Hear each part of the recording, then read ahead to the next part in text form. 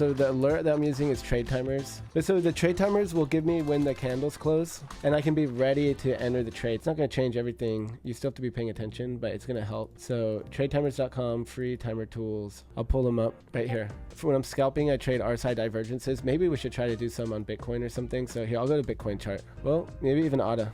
Okay, so let's see if we can find an RSI divergence. So the trend is up. We're kind of at maybe a resistance area here. We're going to be looking for a long. So we have this valley in the RSI where price also kind of made a low. So I like that as an origin of the div. And then right here from the RSI.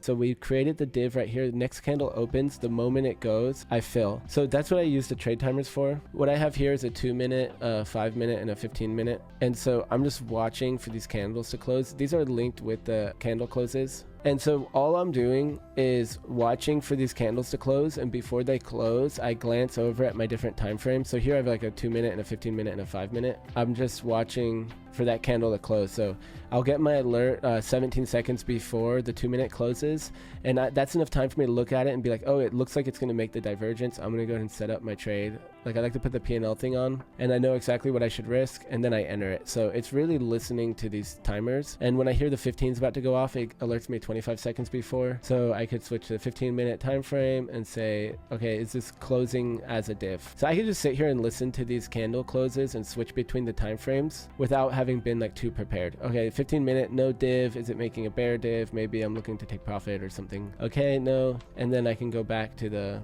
different time frames like that. So go back to the 2-minute or 5-minute when I get that 5-minute alert. So that's how I'm doing it. And it's really just alerting for the timing. I know it's not a custom indicator that's alerting for the actual divergences, but that you can just see on the chart.